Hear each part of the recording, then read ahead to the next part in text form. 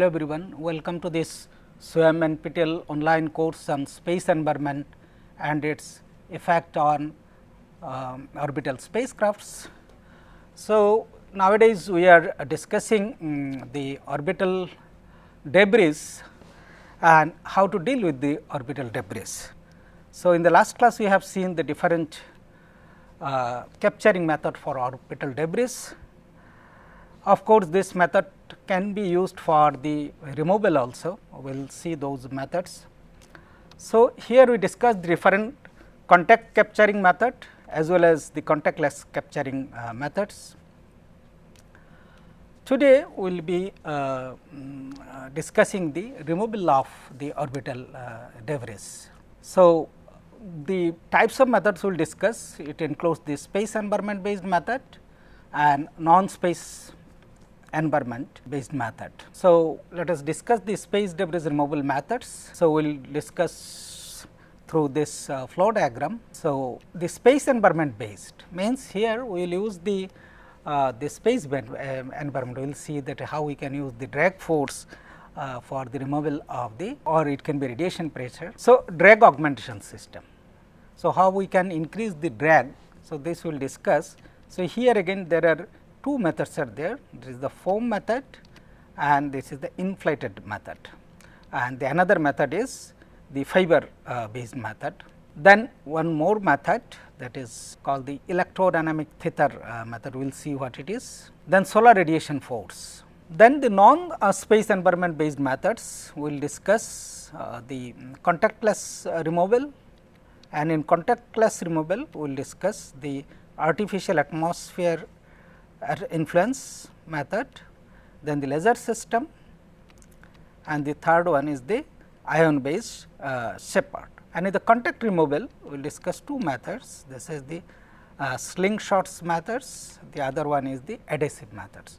So, one by one let us discuss all these methods.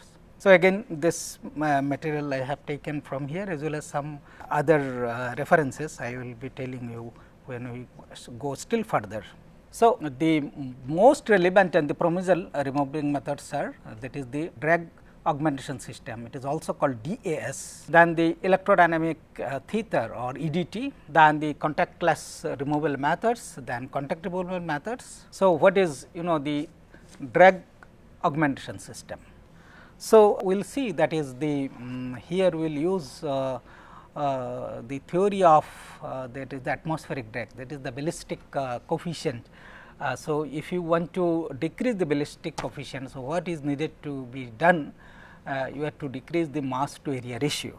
So, here if you or in other words I can say increasing the area to mass ratio into of the space debris object in a way of increasing the atmospheric drag influence. So, what I was telling basically the ballistic coefficient beta is given by, it is m divided by coefficient of drag multiplied by A.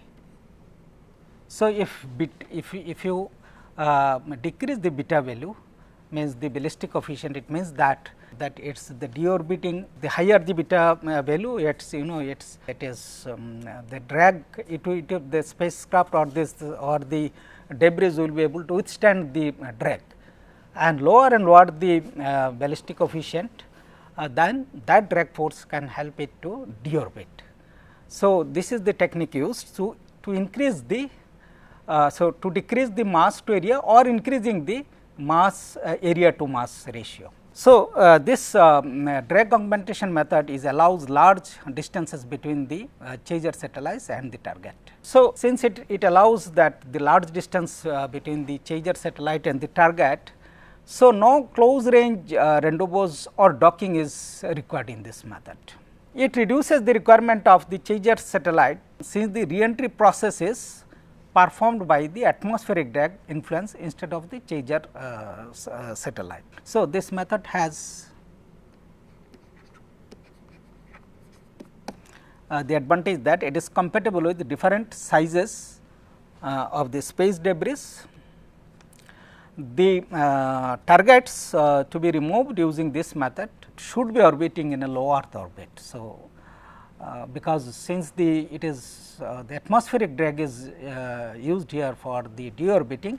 So, it has to be in the low Earth orbit, where the atmospheric drag is prominent. So, again here there are three methods to remove the space debris based on this concept. One is the foam method, the other is the inflated method, and the third one is fiber based method. We will see each method one by one. So, foam method. So, here after a chaser satellite, it rendezvous with the space debris object, and flying around it, the foaming process is executed. So, what is done actually, the foam is ejected from the ejection device installed on the chaser spacecraft onto the target, and the foam, it got stick into it, and then the foam covers the whole target and turns into a foam ball. So, by this way the area to mass ratio is increased due to the small density and large volume of the foam.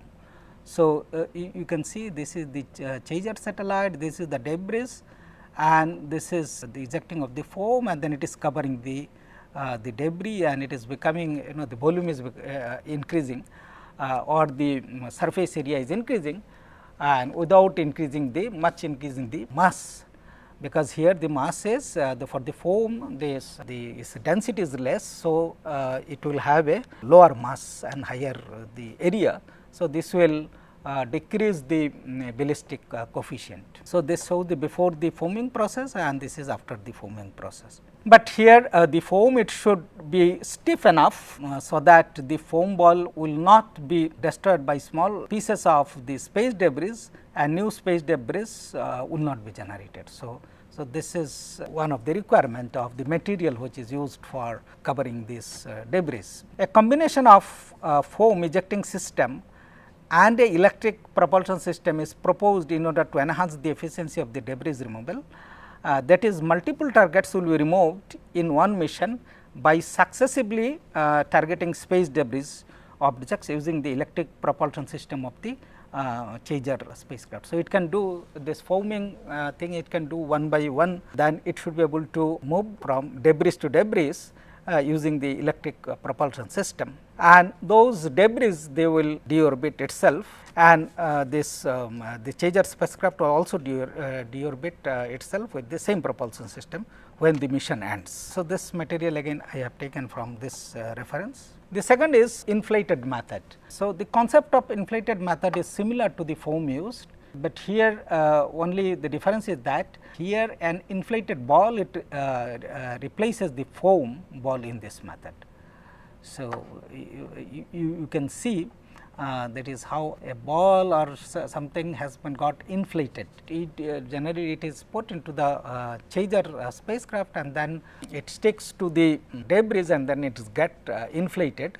So, this is also clear from here. You see how this chaser spacecraft now it has captured the debris, and this inflation of the ball has happened. And now it has the total system has the area to mass ratio has increased to the many degrees. So, it can be 100 times, 1000 times. So, this Gossamer orbit lowering device, it is called the GOLD, is a typical example under this concept. So, here a large lightweight and inflatable envelope which reduces object ballistic coefficient up to 2 orders of magnitude, as I already said during re-entry. So, this accelerates the natural atmosphere drag decay from centuries to month. So, it reduces drastically this re-entry. So, based on the risk analysis, the GOLD offers lower risks in terms of the large debris generation and disabling other operational satellite compared with propulsive deorbit methods. And this device, that is the orbit lowering device. So, this GOLD that uses UV and the atomic oxygen attack protected envelope, and the inflation control as well as the pressure maintenance controller and sensors and power. So, all these things, this device contains all those subsystems. So, what is the risk involved is that that the mission will be failed if the inflated ball is destroyed by small pieces of the space debris, then it will create even more debris. So, this gold device it has been conceptualized by the Global Aerospace Corporation. Now, the fiber based method. So, when the material for expanding the space debris object is changed from foam to fiber, the space debris removal method becomes the fiber based removal method. So, it is the same, only here the fibers are used. So, the fiber is extruded by a heat source and wound around a target to intercept and expand it, thus increasing the area to mass ratio. So, this is the concept as shows. So, the next technique is electrodynamic tether. So, in this method it takes the advantages of the geomagnetic field to re-enter. So, here this you do not need the propulsion system for the re-entry. So, when that is this electrodynamic tether.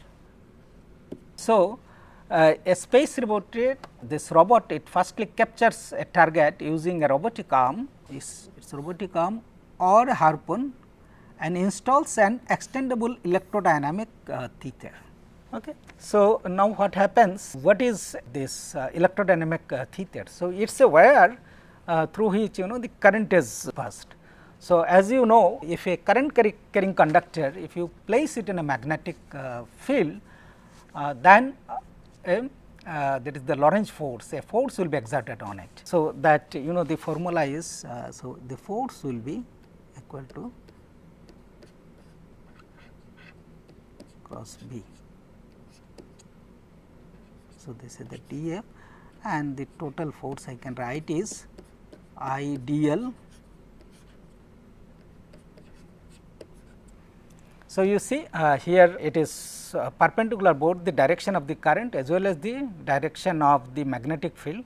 So, this is called the the Lorentz the force, and this Lorentz force is generated from the interaction between the electric current flowing into the conductive tether and the geomagnetic field is exploited to decrease the space debris. So, this force is generated, you can see it in the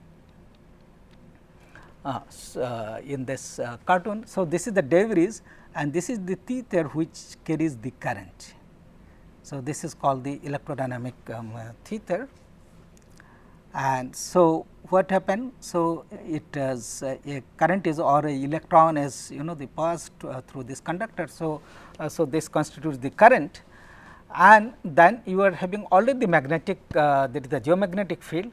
So, a force will be exerted on this debris, and this the whole thing can be oriented in such a way, so that the Lorentz force acts to decrease its the orbital latitude and it enters to the atmosphere. So, this formula whatever I said it represents this. So, this is a conductor in which the current is flowing.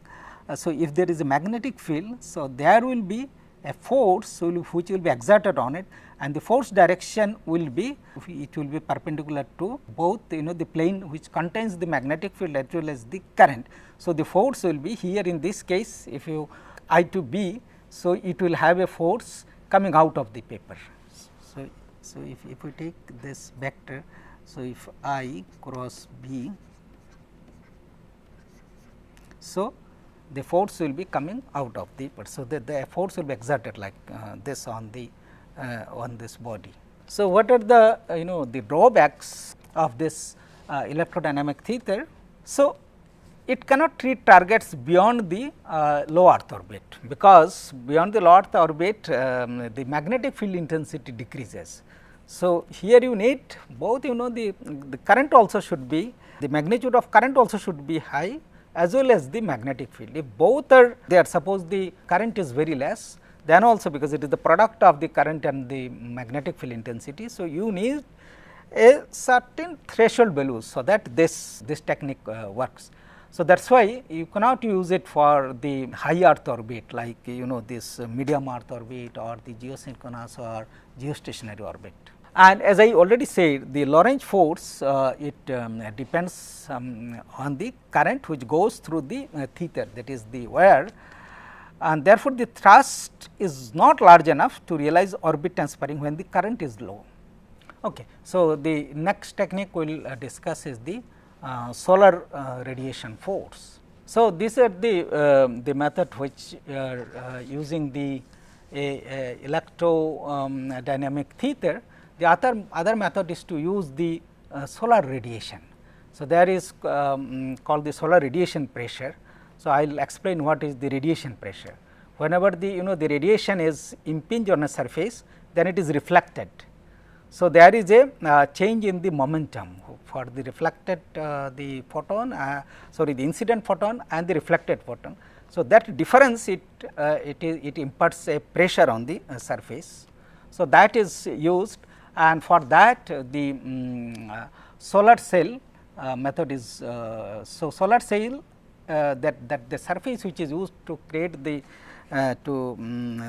solar pressure, it is called the solar cell. So, this is another method that leverages the external environment to remove the space debris. So, it generates thrust by harnessing solar radiation pressure.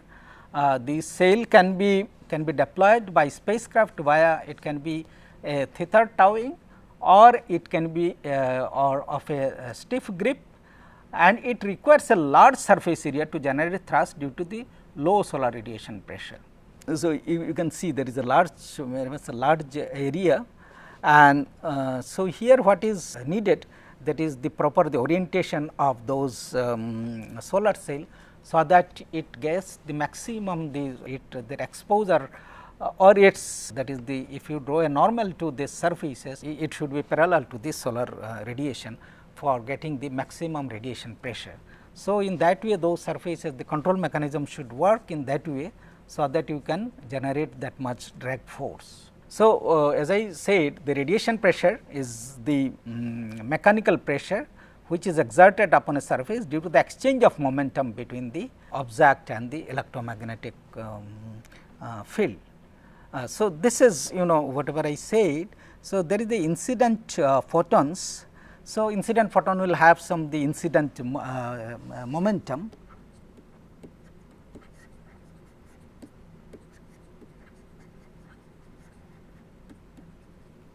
and then it is the reflected momentum.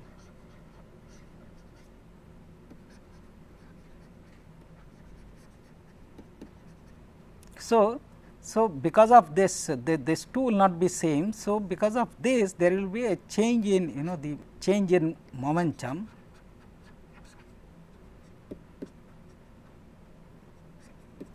So, it gives a thrust. So, using solar radiation force to remove the space debris is a method for the non-operational satellites whose propulsion system has failed. So, you cannot use the propulsion system, but its control system for the solar cell is still working, then only you can use, because here you need to that the maneuvering is needed, so that I can get the maximum solar pressure. And the solar cell is made from the lightweight reflecting material and uses solar radiation pressure to generate the force. So, it can be deployed and used by an active spacecraft both in the case of hard grip and in the case of tether towing, that already I said in the beginning. So, since the solar radiation pressure is very low, the cell should have a large area. This is also very clear. That is why you can see from this, though this is not in scale, but you can see this how big is the solar cell as compared to the dimension of this chaser or the debris size. So, this is also clear. This method, the effectiveness of this method will depend how the cells can be driven, so that it can track the solar radiation as well as to control the direction of the drag force. So, we will now discuss a few non-space environment based method. So, previous methods what we are discussing, it is based on either it is you are using the radiation environment of that is natural radiation environment, or we are using this the the atmospheric direct. So, this environment it comes from the neutral medium. So, using those to the space environment, the deorbiting mechanisms are developed, but here we will see that is it is not the environment based, it is not the space environment based method. So, here we will discuss again two methods, one this contactless removal methods. So, and we will also define also will discuss the contact method also. So, contact between the chaser satellite and the target during capturing and removal influence the stability of the entire system. Yeah. So, this is very natural, or this is very logical the disadvantage of the contact is whenever this gripping or this thing will be done. So, this will this influence the stability of the entire system, and it can sometimes it may so happen that if they push the target away from the chaser, and it can make the total system very uncontrolled. And the contactless method, which means no direct contact happens during the entire removal process, it will definitely overcome all those defects. Of course, it takes a longer time to remove the target.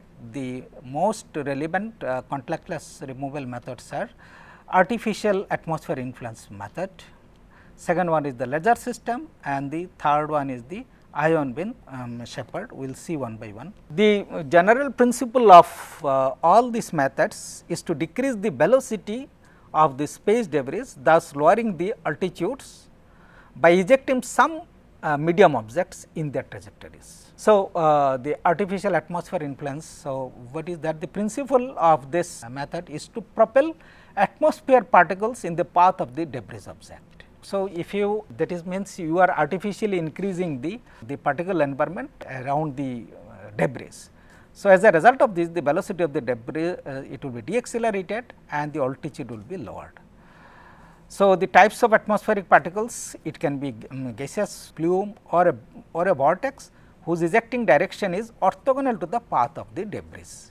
So, this cartoon shows the technique, that is an atmospheric. So, that is an artificial this atmosphere is created by this the gaseous plume, or so this creates the drag on this, and so and as well as because of this the debris they get deaccelerated and their altitudes are lowered. The second is the laser system. So, the laser system is available for both the large and the small debris removal. So, here what is done, the pulsed laser beam that shoots into the space debris to decrease its velocity and lower its altitude. Here the risks that the new debris can be generated, and if very high power the laser systems are used, it can melt and it can make the debris into much smaller segments instead of decreasing its or the velocity. So, this is the technique it shows. So, the pulsed laser beam is shoot towards the debris, and by that it orbits changes. So, you see that is the lowering of the orbits is happening. So, this is the concept is shows, that is how the deacceleration is done by shooting the laser towards the debris. And this also shows another is how the its velocity it is getting decreased. So, and its orbit is also this altitude is decreasing. So, I will end here today, and tomorrow again we will continue with this debris removal and the other topics. Okay, thank you very much.